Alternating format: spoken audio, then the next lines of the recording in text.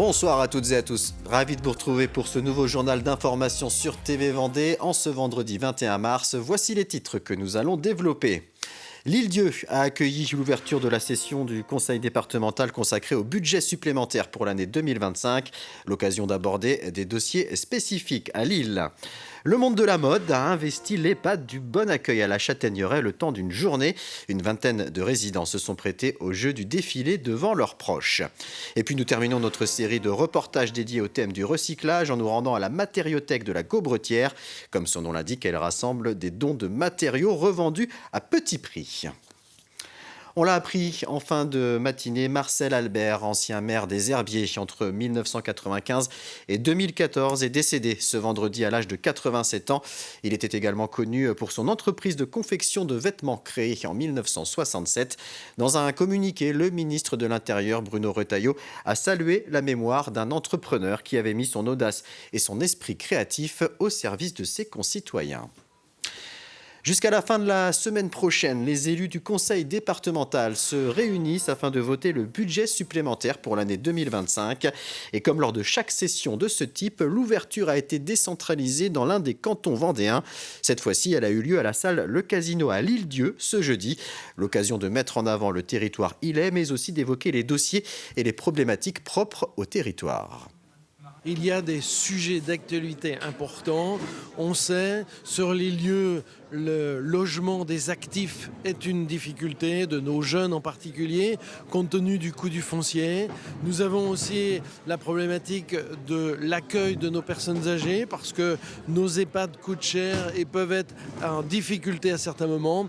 Voilà des sujets, bien sûr la pêche, bien sûr ce parc éolien offshore au large de l'Île-Dieu, de très très nombreux sujets qui intéressent l'ensemble du conseil départemental et bien évidemment en premier lieu les îlets. Je voudrais qu'ils retiennent, et c'était le sens de mon discours, que le département ne fait pas de différence entre l'Île-Dieu et les autres cantons, sauf à percevoir un petit peu les particularismes franchement insulaires, comme par exemple pour le SDIS, pour les pompiers, il met à cœur de mettre des moyens supplémentaires par rapport à d'autres cantons, parce que comme on ne peut pas avoir les renforts tout de suite, eh ben voilà, la caserne des pompiers est surdimensionnée par rapport à d'autres casernes d'autres cantons. Voilà, c'est un exemple, mais il y a plein de choses comme ça.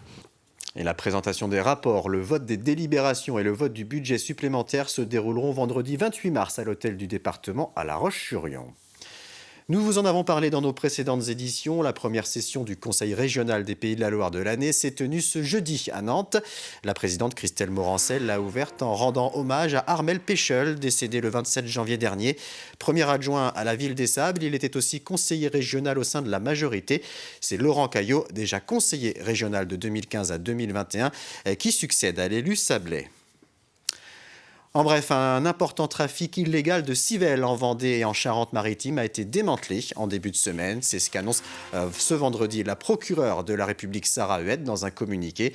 Plusieurs professionnels de la pêche sont soupçonnés d'avoir organisé un réseau d'exportation clandestine vers l'Espagne en violation de la réglementation en vigueur.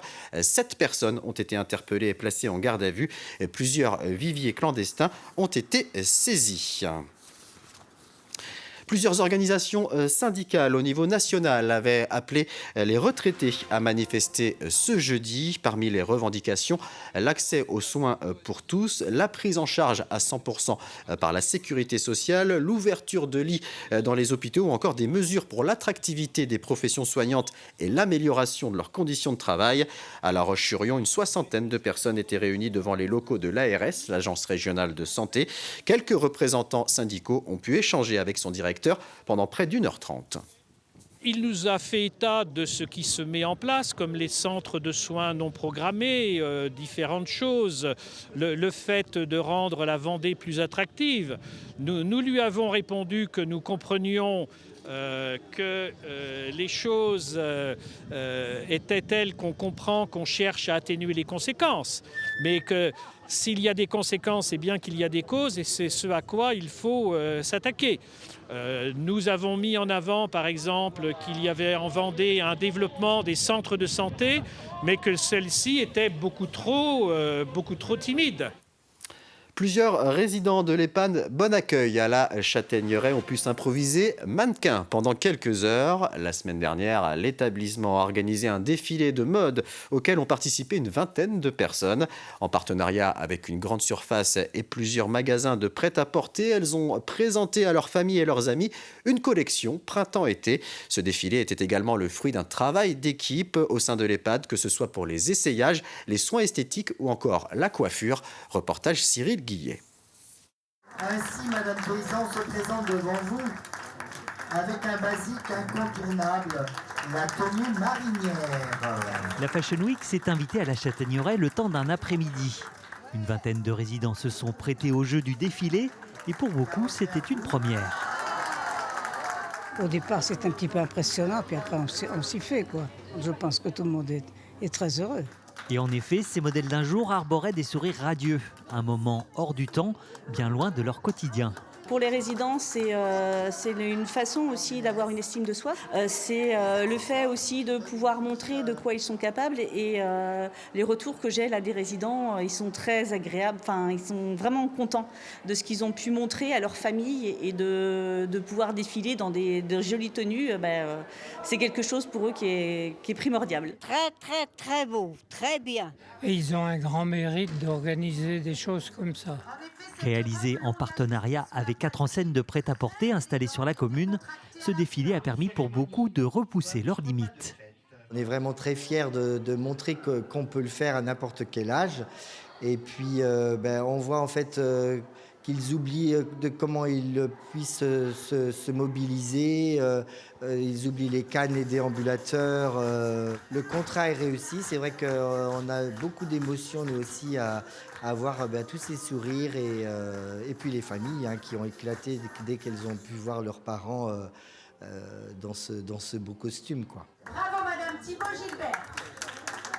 J'étais surpris de la voir défiler avec un large sourire, très contente. Ça fait plaisir. Moi, je ne m'attendais pas à un résultat pareil, quoi. Quand j'ai vu mon papa habillé comme il était, et puis un peu fier de sa participation et de sa contribution au spectacle, c'était super. Le prochain grand projet pour les résidents de l'EHPAD du Bon Accueil se fera loin des strass et des paillettes, avec un séjour sur la côte, histoire de prendre un peu l'air. La saison touristique du Marais Poitevin a été officiellement lancée cette semaine. Les différents prestataires se sont réunis mercredi sur l'embarcadère de la Venise Verte au Mazo pour une mise à l'eau symbolique des barques. Tous se préparent pour la venue de près d'1 million de visiteurs. Le parc naturel régional a la volonté de développer un tourisme responsable avec un accueil personnalisé. À noter qu'à l'occasion de ce lancement de saison, la marque Valeur Parc a été remise à Benjamin Melin, menuisier et dernier artisan à fabriquer des barques traditionnelles en bois à fond plat. Aussi l'occasion de labelliser un 100e produit Valeur Parc, un 18e référentiel sur notre Marais Poitevin qui constitue les barques à fond plat, c'est-à-dire une barque que nos ancêtres ont connue dans le Marais. Aujourd'hui, Benjamin a décidé de les reconstruire et donc c'est un réel plaisir de pouvoir lui donner cette Valeur Parc aujourd'hui. En fait, sur l'ensemble des parcs nationaux, le référentiel artisanat de signature n'existait pas encore. Il a donc été construit et travaillé avec l'ensemble des parcs. Et c'est donc Benjamin qui aujourd'hui est le premier à être référencé en France. C'est un travail qui a démarré en 2023 sur lequel je refais pas mal de recherches pour reconstruire des gabarits en reprenant d'anciens bateaux et aussi des bateaux plus modernes pour faire revivre le bateau en bois traditionnel du Marais. Alors en termes d'heures, sur un bateau comme celui-ci, avec un niveau de finition un petit peu plus élevé que ce qu'on pouvait avoir à l'époque, c'est à peu près 3 semaines de travail aujourd'hui. Que j'espère bien diminuer à force de peaufiner mes gabarits et donc ce qui me fera gagner aussi du temps par la suite. On termine notre série de reportages consacrés au recyclage en vous faisant découvrir la matériothèque de la Gaubretière. Ce lieu où l'on peut récupérer à moindre coût des matériaux est très prisé par les bricoleurs. Reportage Grégoire de Châtillon. Pour faire simple, la matériothèque, c'est un peu comme une recyclerie, mais pour bricoleurs. En effet, ici, vous allez trouver des planches, du carrelage et même des éviers. Ce sont des dons provenant surtout des entreprises du territoire, mais aussi des particuliers, des dons qui ensuite sont mises en vente dans la boutique de la matériothèque. Il y a beaucoup d'entreprises qui mettaient à l'enfouissement ou en déchets ultimes leur matière ou qui ne savaient pas quoi forcément en faire. Donc la matériothèque permet vraiment aux entreprises du territoire de réduire leurs déchets, mais aussi de valoriser leur fin de produit, leur fin de stock ou même les mauvaises cotes ou les invendus. Donc le public peut venir déposer du matériel, voilà, des paquets de carrelage en trop, du parquet ou tout type d'objets. Donc ils peuvent venir faire des dons, mais aussi ils peuvent venir acheter. Donc la boutique elle est ouverte 3 jours par semaine, le mercredi, le vendredi et le samedi. Et donc peuvent acheter des matériaux pour faire tout type de bricolage, mais aussi de la mercerie ou de l'écocyclerie pour agrémenter la maison. Des fins de stock, des invendus en boutique, mais aussi un choix plus large est proposé pour la maison. Même si on garde le matériau, on essaye d'introduire un petit peu plus de choses comme l'écocyclerie, de l'ameublement, un petit peu d'objets de décoration, puisqu'on a l'expertise déjà depuis plusieurs années avec l'écocyclerie. Et donc, ça fait partie des voies du développement de la matériothèque. Donc ça vous fera 20 € s'il vous plaît. Payez par carte ? S'il vous plaît. D'accord, il n'y a pas de souci. Dans le pays de Mortagne, la matériothèque de la Gaubretière est devenue désormais un lieu incontournable pour venir chiner. C'est la fin de cette édition. Je vous souhaite une très bonne soirée et un excellent week-end sur TV Vendée.